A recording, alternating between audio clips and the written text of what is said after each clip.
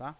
Então, pessoal, fazendo uma introdução à mecânica newtoniana, essa mecânica newtoniana chama-se newtoniana em honor ao próprio Isaac Newton, que foi um cientista que viveu aqui entre 1642 e 1727. Né? Aqui tem uma foto dele aos 46 anos de idade, na época não era uma foto, uma pintura, não? Então ele é mais conhecido, assim, mais famoso pela mecânica, chamada mecânica newtoniana, que vamos estar estudando, mas ele foi um grande matemático, foi astrônomo, e fez grandes aportes em outras áreas da física também. Ele é mais conhecido também por esta fórmula aqui, força igual a massa vezes a aceleração, tá? Mas uma coisa importante aqui da mecânica newtoniana é que ela tem algumas limitações. Ela se aplica a problemas ao dia a dia da gente, mas tem algumas considerações onde você tem que aplicar uma outra teoria que é mais exata. Um exemplo desse é quando você tem velocidades, corpos com velocidade muito elevada. Você tem corpos próximos da velocidade da luz, 300 mil aproximadamente, com velocidade de 299.792 km por segundo, perto da velocidade da luz, que coloquei o valor exato aqui. A mecânica newtoniana deve ser substituída pela teoria de relatividade restrita de Albert Einstein. Isso acontece, pessoal, quando você tem aqui que a velocidade dividida entre c, ou seja, você tem a velocidade de um corpo dividido entre essa velocidade da luz. Se isso é muito menor que 1, se esta velocidade aqui é muito menor que isso vai ser um número bem pequeno, muito menor que 1. Se ela é igual, vai ser próximo a 1. Então, se esse é menor que 1, você continua aplicando a mecânica newtoniana. Mas caso seja próximo de 1, 0,7, 0,8, então você aplica essa teoria de Albert Einstein. Essa teoria de Albert Einstein surgiu depois, no começo do século passado, já que ele viveu aqui entre 1879 e 1955. Basicamente, ele foi o cientista mais famoso do século passado. Ele também ganhou um prêmio Nobel. E a equação mais conhecida dela é esta equação aqui, energia é a massa vezes a velocidade da luz ao quadrado. Esta é uma foto aqui dele aos 42 anos, como curiosidade. Além do mais, também tem outra limitação. A outra limitação da teoria da mecânica newtoniana é quando você está utilizando ela para estudar corpos com dimensões pequenas. Exemplo, corpos na escala atômica, por exemplo, 10 a menos 10 metros. Nesse caso, a mecânica newtoniana deve ser substituída pela mecânica quântica, que também o próprio Einstein trabalhou nela, mas na verdade na física se conhece como o pai da mecânica quântica, o cientista alemão Max Planck. Coloquei o nome aqui. Ele viveu nesse ano 1858, nasceu em 1858 e morreu em 1947. Foi um cientista bem famoso também, que trabalhou na mecânica quântica. Vários cientistas trabalharam na parte da mecânica quântica. Mas nada disso invalida a mecânica newtoniana, que é muito aplicada para problemas diários. Então, para estudar a mecânica newtoniana, é importante explicar a parte de força. Ou seja, o conceito de força, aquela grandeza física de força, tem que ficar bem claro para vocês o que significa, e não só o que significa, senão os diferentes tipos de força que você poderiam estar estudando. Então, primeiramente, a força é um vetor, e no sistema internacional ela se coloca sendo Newton, né? Onde um Newton é 1 kg metro por segundo quadrado, e se coloca a unidade de força em Newton exatamente em honor a Isaac Newton, pai da mecânica newtoniana. Bom, a força ela surge como consequência da interação entre dois ou mais corpos, e é importante entender isso, que essa interação pode se dar por meio de contato direto entre duas forças, ou seja, um choque, uma fricção elástica entre os corpos. Eu vou aplicar aqui esses diferentes tipos de força de contato direto, mas também pode se dar pela presença de um campo que pode ser gravitacional, elétrico ou magnético, certo? Ou simplesmente por causa de uma inércia, tá? Então, vamos aqui começar pelo primeiro caso, que é onde mais força você vai encontrar, é pelo contato direto. Já seja choque, fricção, elasticidade entre os corpos. Então, o contato direto, nós vamos estar estudando uma série de 8 tipos de força que eu vou estar falando aqui. A primeira força que aparece, assim que vai aparecer nos problemas, é a força de tração em cordas. Esta força de tração a gente vai colocar sempre com a letra T, fundamentalmente. Ela não tem uma expressão definida. Você não, como se calcula a força de tração? Ela não tem uma expressão definida. Você tem que geralmente se expressa em função de outras forças ou em função da própria aceleração e massa do corpo. Mas tudo bem, essa força surge sempre em cordas, quando você tem um objeto interagindo com outro através de uma corda aqui. Então a força dessa atração ela vai aparecer aqui na corda entre esses dois carros, por exemplo. A segunda força que nós vamos estudar é a força elástica, é quando você tem uma mola interagindo com um ou vários corpos, né? Então se você tem uma mola tanto na vertical, eu coloquei aqui exemplo na vertical, mas você também pode ter mola na horizontal. Se você tem uma situação dessa, sempre por causa da força o corpo aqui tem um peso, uma força gravada para baixo, ele vai esticar a mola. Então, sempre que uma mola sai de uma posição de equilíbrio, por causa da interação de um corpo, se ela sai da posição de equilíbrio, um comprimento X, você vai ter uma força que vai tentar trazer a mola de volta à posição de equilíbrio. Nesse caso, pessoal, você vai utilizar a força elástica, vamos chamar de FK, e essa força elástica sempre se estuda pela lei de Hooke, que a força elástica é menos K, que é a constante da mola, vezes o comprimento da mola, que vamos chamar de X. Esse negativo aqui na frente significa que essa força sempre vai trazer o corpo de volta para a posição de equilíbrio. Qual é a posição de equilíbrio? É aquela posição onde X é zero. Tá? Então, geralmente essa força aí da mola, se você estica e solta ela, vai começar a surgir um movimento oscilatório aí do corpo. Mas uma coisa importante aqui na força elástica é que esse K aqui, chamado de constante elástica da mola, ele tem unidade, ele se expressa em Newton sobre metro. Tá? Bom, a terceira força que vamos estar comentando aqui é a força normal. Esta força normal, ela também não tem uma expressão definida. Ela é uma força que vai surgir quando um corpo está atuando sobre outro corpo ou sobre uma superfície, certo? Então sempre que um corpo atua sobre uma superfície, se fala que a superfície reage sobre o corpo sempre perpendicular. Então essa força normal, que vai ser representada como Fn ou N, no caso da figura que eu coloquei aqui para mostrar para vocês, foi expressa como N vector. Mas eu vou estar utilizando Fn pelo fato para não confundir essa M com N de Newton, da unidade da força, que é Newton também se coloca com a letra N maiúscula. Então vamos estar chamando de Fn. Mas aqui na expressão, como eu tomei essa figura aqui desta citação, foi expressada como N. Bom, essa força, pessoal, ela sempre vai ser perpendicular à superfície no qual o corpo está parado, não? Então, por exemplo, se o corpo está na horizontal, essa força seria perpendicular à superfície. Se você tem um plano inclinado, uma rampa, então você vê que essa força agora é perpendicular à rampa, tá? E ela não tem uma expressão. A quarta força aqui, quarta e quinta força, é a mesma força, só que ele tem sobrenome diferente. Então você vai ter a força de atrito cinética e a força de atrito estática. Primeiramente, força de atrito é a força por causa de que um corpo deslocar acima de outro corpo ou acima de uma superfície. Então sempre que você tem um deslocamento ou uma força que tente deslocar o corpo, sempre vai ter um atrito aqui entre as camadas de moléculas e de átomos que tem aqui entre a superfície de interação entre os dois corpos. Então essa interação aí entre os dois corpos, ele provoca um arranjo entre as moléculas, uma atração microscópica aí. Então, essa atração microscópica, tanto se o corpo está estático como em movimento, vai provocar um atrito. E esse atrito, de fato, pode até aquecer a superfície do corpo e dissipar energia nessa interação, certo? Só que essa força de atrito, você vai chamar ela agora do sobrenome que vai ser cinética ou estática. Cinética é quando a velocidade não nula, ou seja, que tem uma velocidade diferente de velocidade, tem um movimento. Se tem um movimento, você vai chamar de força de atrito cinética. E se a velocidade é zero, você vai chamar de força de atrito estática. A única diferença é na hora de você colocar a expressão. De fato, a expressão de calcular a força de atrito sempre vai ser o coeficiente de atrito vezes a força normal, o módulo da força normal, esta força que está aqui. Certo? Nas duas expressões são iguais, tanto na cinética como na estática. Só que na cinética, você tem um coeficiente de atrito diferente da estática. De fato, até para o mesmo corpo e a mesma superfície, esse coeficiente muda se o corpo está estático ou está cinético. Tá?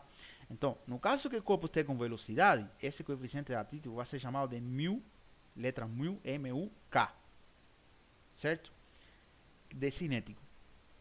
Esse coeficiente de atrito é adimensional, não pode ter dimensão, porque se a força de atrito é proporcional à força normal, então isso tem que ser adimensional, porque a força normal é Newton, então a força de atrito também tem que ser expressa em Newton. Então ela sempre, esse coeficiente de atrito é adimensional. E o coeficiente e a força de atrito estática vai ser o coeficiente de atrito estático vezes a força normal. A única coisa que acontece, pessoal, que sempre em um mesmo problema, a força, o coeficiente de atrito estático vai ser maior que o cinético. Por quê? Porque quando o corpo está estático sem velocidade, o arranjo esse entre as moléculas na superfície é mais forte, certo? É muito mais forte. Já quando o corpo está se movimentando, ele não é tão forte porque não tem tempo de esse enlace acontecer bem forte. Então, sempre o coeficiente de atrito estático será maior que o cinético para um mesmo corpo, tá bom? Tudo bem, eu vou estar explicando lá no final da aula dois problemas estudando esse caso de coeficiente de atrito estático e cinético. Não perca lá a segunda parte da aula. Bom, em 1.6, vamos falar da força-peso. A força-peso, ela não tem uma expressão de cálculo diretamente. Ou seja, geralmente a força-peso, ela se expressa sendo mg. Eu o que vi em vários vídeos no YouTube, que ficam confundindo, falando que a força-peso é mg e se aplica sobre o corpo. E na verdade isso não é verdade. A força que atua sobre qualquer corpo vai ser a força de gravidade, mg. A força-peso é a força que, por causa dessa força de gravidade, quando o corpo fica colado em outra superfície, esse corpo faz uma força sobre a superfície. Então, na verdade, a força-peso é a força que o corpo faz sobre a superfície. Então, por exemplo, se eu fosse representar aqui a força de gravidade e a força-peso, eu representaria a força de gravidade no corpo e a força-peso na superfície. Só que na hora de calcular, nesse caso aqui, as duas, o módulo delas se calcula igual, certo? Bom, a força, esse é referente à força-peso. A outra força que vamos estar estudando é a força de contato realizada por outro corpo. Por exemplo, aqui eu fiz aqui quando fala feita pelo professor, é que eu mesmo fiz a figura. Então, se eu estou puxando aqui um corpo de massa M, eu estou aplicando uma força F para lá, para a esquerda. Então, essa é outra força que não tem expressão, mas quando um corpo atua sobre outro. Pode surgir essas forças. Muitos dos problemas falam, bom, e se a força F é 5 N? Então, essa é uma força que um corpo faz sobre outro e geralmente ela vai ser dado do problema ou vai ser uma incógnita para resolver e que você precisa calcular ela em função de outras forças, tá?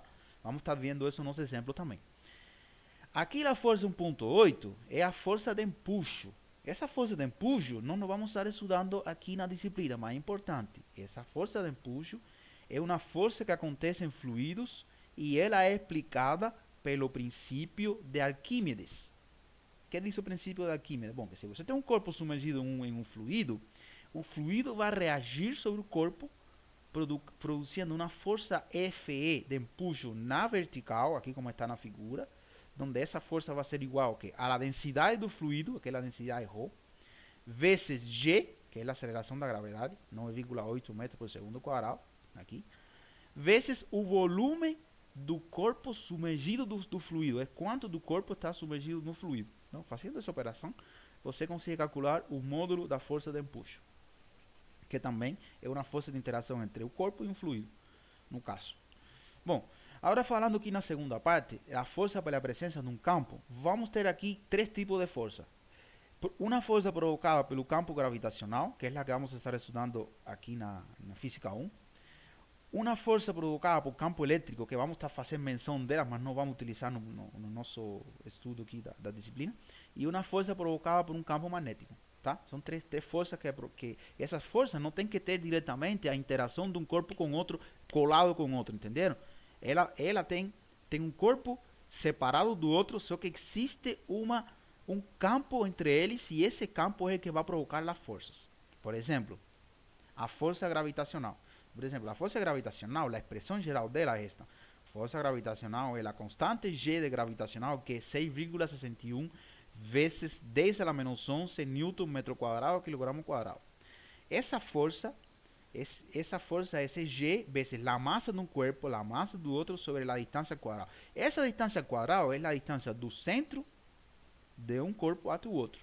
geralmente se aplica mais em corpos celestes, planetas, etc.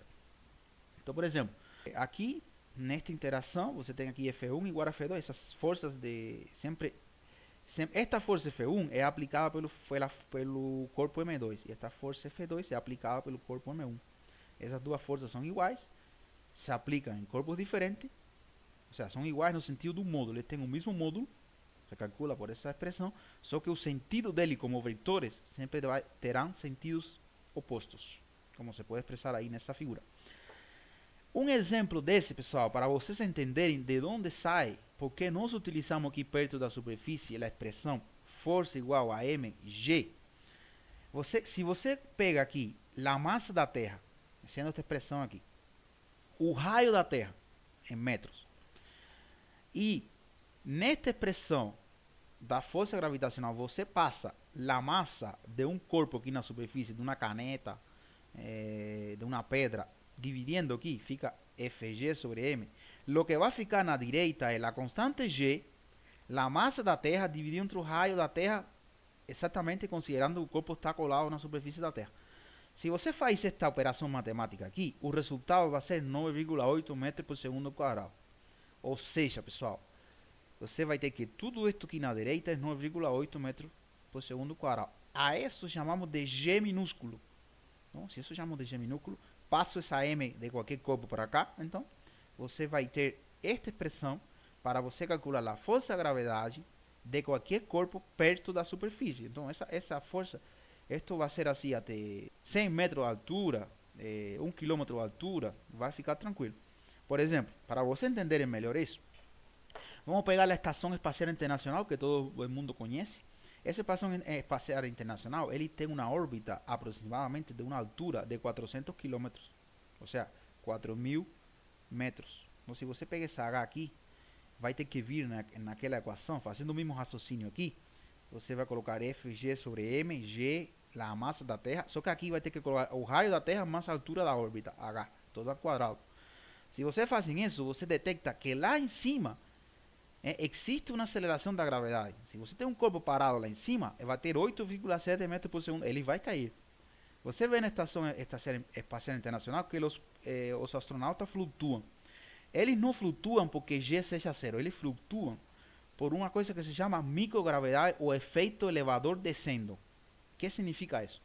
Que, como tem uma órbita e ela é circular, certo? Então, como ele está caindo, tem como você vai ter a força de gravidade, mas ao mesmo tempo, como está caindo, você vai ter uma força de inércia para cima. Então, como ele está caindo, tem uma força de inércia para cima, o efeito é que a força resultante sobre o astronauta, sobre a pessoa que está, sobre todos os objetos que estão dentro da estação, é quase zero, certo? E por isso que dá esse efeito de flutuação. Isso não significa que a gravidade seja zero nessa altura. Em forma geral, o que nós vamos utilizar aqui nos problemas é esta expressão que está aqui, Fg igual a mg. Força elétrica e lei de Coulomb. Essa lei de Coulomb, que a expressão é muito similar à expressão da força gravitacional, ela se causa por causa da presença de um campo elétrico entre duas partículas carregadas, que podem ser positivas ou negativas. Essa expressão vai ser a constante, K, que é uma constante, vezes o produto da carga 1 vezes a carga 2 dividido entre o raio quadrado.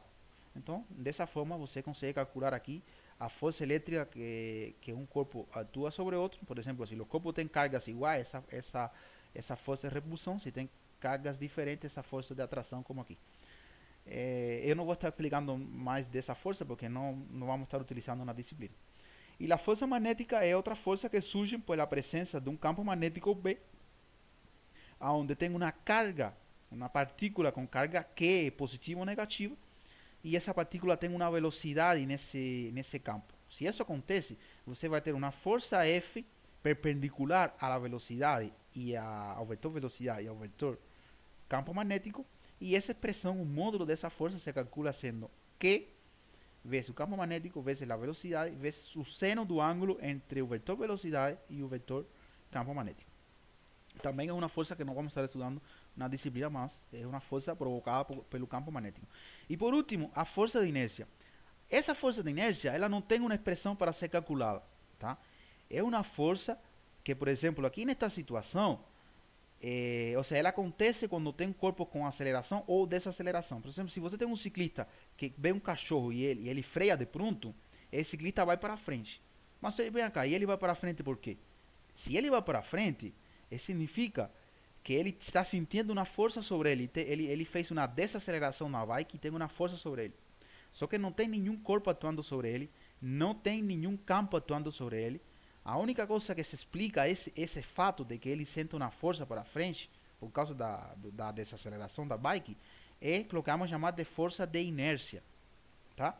É uma força de inércia, por isso que ele vai para frente. Leis de Newton. Bom, as leis de Newton, basicamente, para entender essas forças e aceleração, tem 3 leis que faz o resumo de toda essa interação. É a primeira lei, chamada lei de inércia, que explica por que surge essa força de inércia do ciclista para frente.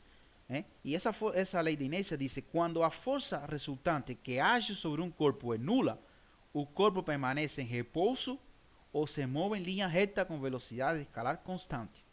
Ou seja, o que significa isso? Que se você pode ter força sobre um corpo, pode ter uma força de 5 Newton para a direita, 5 Newton para a esquerda, só que se a resultante dele vai ser zero, não? Então, se a força resultante é zero, significa que esse corpo vai permanecer em repouso. Tá? Você também pode ter um corpo se movimentando com velocidade constante, com uma força de 6 Newton para cá e outra de 6 Newton para lá, mas como a força resultante é zero, o corpo vai permanecer com velocidade escalar constante. Certo? Por que se fala também lei de inércia? Porque, por exemplo, se um corpo que está nessa situação com velocidade, por exemplo, ele para de pronto com velocidade constante, ele vai tentar manter a inércia, ou seja, vai tentar manter o movimento. Tá? Mas essa é a primeira lei. A segunda lei é simplesmente usar a força que se fala. A força resultante que atua sobre um corpo é a massa vezes a aceleração. Essa força é vetorial. A força resultante é um vector, é a suma de várias forças. E a aceleração também é outro vector. E a massa é um escalar. Como é uma expressão vetorial, você não usa a expressão vetorial diretamente. O que você faz nos problemas é separar ela em 3 expressões escalares em cada um dos eixos. Então você tem aqui que a força resultante de x é m vezes sin x, já esta expressão não é mais vetor, é um escalar. Em y a mesma coisa e em c a mesma coisa. Tá? Então você vai, nos problemas, vai separar nos eixos x, y e c e usar esta forma. Tá? Então, na segunda lei a gente vai aplicar ela em problemas. E por último, a terceira lei de Newton, que diz que se um corpo C aplica a um corpo B uma força FBC, que significa isso? Que o corpo C aplicou ao corpo B uma força. E se isso acontece, o corpo B vai reagir e vai aplicar ao corpo C uma outra força. B aplica uma força sobre C. Essas duas forças aqui, vetorialmente, o que acontece é, primeira coisa, as forças atuam em corpos diferentes. Tem que ter 2 corpos aqui para ver essa força. Elas atuam em corpos diferentes. Elas têm os mesmos módulos, mas ela tem sentido contrário. Por isso que a gente coloca aqui esse sinal negativo. Um exemplo disso, pessoal, é a força que vimos aqui em cima, a força força de atrito. Se eu desenhar aqui, por exemplo, o corpo você movimenta ele aqui para a direita, ele faz uma força de atrito sobre a superfície aqui para a direita, e a superfície vai reagir e vai fazer uma força de atrito sobre o corpo aqui para a esquerda. Então, esta força de atrito sobre o corpo e esta força de atrito sobre a superfície é um exemplo de força de ação e reação. Um outro exemplo de força de ação e reação poderia ser a força-peso aqui sobre a superfície e a força normal que não está desenhada aqui. Então, você vai ter, se você desenha uma força normal aqui, o que acontece? A força de gravidade puxa o corpo sobre a superfície. Esse corpo faz uma força aqui chamada força-peso sobre a superfície reage e aplica uma força normal aqui sobre a superfície. Então, a força-peso e a força normal são forças de ação e reação que cumprem com a terceira lei de Newton nesse caso aqui. E por último, pessoal, referenciais inerciais. Se você vai lá no livro, fala que os referenciais para os quais as leis de Newton são válidas chamam-se de referenciais inerciais, com aceleração nula. Os referenciais para os quais as leis de Newton não são válidas chamam-se de referenciais não inerciais com aceleração. Isso, para entender esse problema, é a seguinte situação. Quando você vai estudar uma pessoa acima de um ônibus e o ônibus freia ou acelera, ele tem se acelera, tem uma força para trás, uma força de inércia para trás, e se desacelera, tem uma força de inércia que traz ele para frente. Para você estudar esse movimento, a pessoa que está acima do ônibus, ou observador, se o ônibus está com aceleração ou desaceleração, ele fala que a lei de Newton não se cumpre, porque não, se você vê a lei de Newton, não tem nenhum corpo que atua sobre ele, nenhum campo. Que o ônibus é um sistema de referência não inercial, onde não se podem aplicar as leis de Newton. Aí, mas dá para resolver o problema? Com certeza dá. O que você tem que fazer é pegar o observador, descer ele do ônibus e deixar na Terra. Na Terra, como não consideramos que não tem aceleração, ele consegue estudar o movimento da pessoa dentro do ônibus, tanto na aceleração como na desaceleração, porque ele percebe que a desaceleração ou aceleração é por causa do ônibus. Então tem que estar ele na superfície da Terra. Tá bom? Então na superfície da Terra sempre será um referencial inercial. Para vocês entenderem isso melhor, continua aqui e vai para a segunda parte da minha aula, onde eu vou estar explicando aqui na segunda parte do vídeo. Vou estar explicando a aplicação da lei de Newton, esse problema aqui do elevador, que vamos estar estudando bem essa situação, e vou estar resolvendo aqui várias questões aqui, este problema aqui, 1, 2, 3, 4, 5, uns 7 problemas que eu vou estar aqui resolvendo para vocês na segunda parte do vídeo. Então, pessoal, continua aqui e vai para a segunda aqui parte do vídeo, tá bom?